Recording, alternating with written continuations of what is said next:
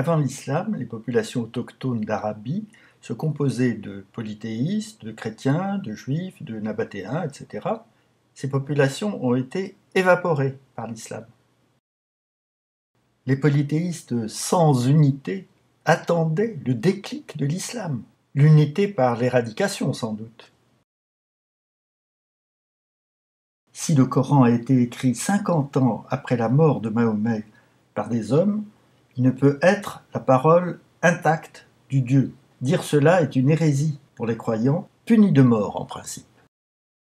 Dire que le Coran est basé sur la bonté, la sincérité, la tolérance, la réforme sociale est une contre-vérité directe. Il y est prêché essentiellement la relation de force, le mensonge, l'intolérance aux non-musulmans, l'immobilisme social. Ce que l'on sait de Mahomet ne provient que de sources musulmanes. Aucune source extra-islamique ne corrobore cette hagiographie.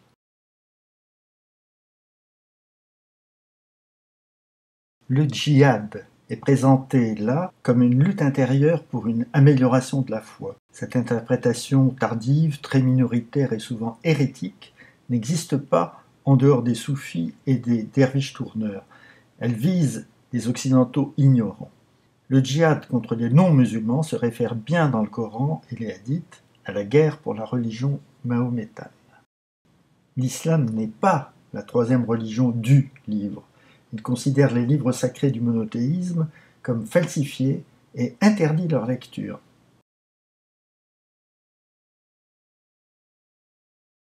Expansion, conquête, mot valorisé pour éviter de parler de colonisation, massacre de masse, élimination lente ou rapide des populations locales. Qualité exceptionnelle que désir de butin et briser l'unité des peuples méditerranéens.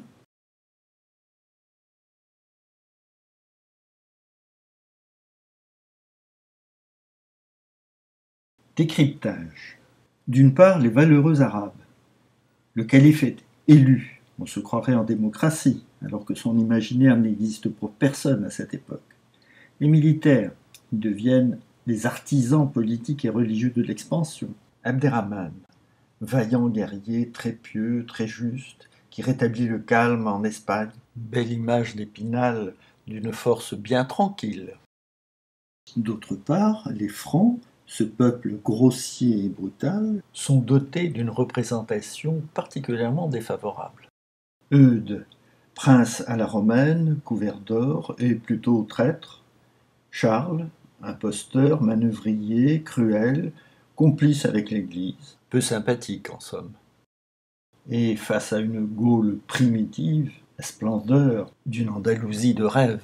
Cordoue accueille découvertes et pensées qui nourriront l'Occident chrétien. Le dinar arabe d'or, bien supérieur au denier chrétien d'argent. Des citations du mémorial sont tirées du livre « Le soleil d'Allah brille sur l'Occident ». Son auteur, Sigrid Unke, historienne nazie, est une admiratrice de l'islam, qu'elle considère en continuité avec son idéologie. Elle a développé les idées de l'influence de l'islam sur l'Occident, ses apports pour la science, la Renaissance et même la démocratie. Salah Gemrich, auteur algérien consultant du mémorial, avance même que notre jeune éducation laïque a encore bien du chemin à faire. C'est sans doute vrai, mais peut-être pas dans le sens où il l'entend. À partir de réelles incertitudes historiques, de la bataille de Poitiers, dates, lieux, forces en présence, les auteurs du mémorial reconstruisent leurs affirmations subjectives et parfois péremptoires.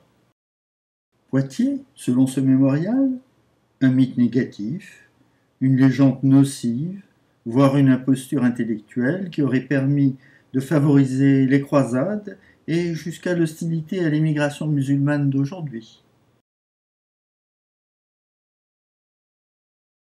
Les auteurs du mémorial jouent sur la confusion des mots dérivés de la langue arabe et des inventions qui leur sont attribuées. Le zéro est grec et indien, l'algèbre perse, les échecs asiatiques, l'alchimie égyptienne et la philosophie inexistante. Le mémorial de la bataille de Poitiers, une bonne introduction au révisionnisme historique d'une brûlante actualité.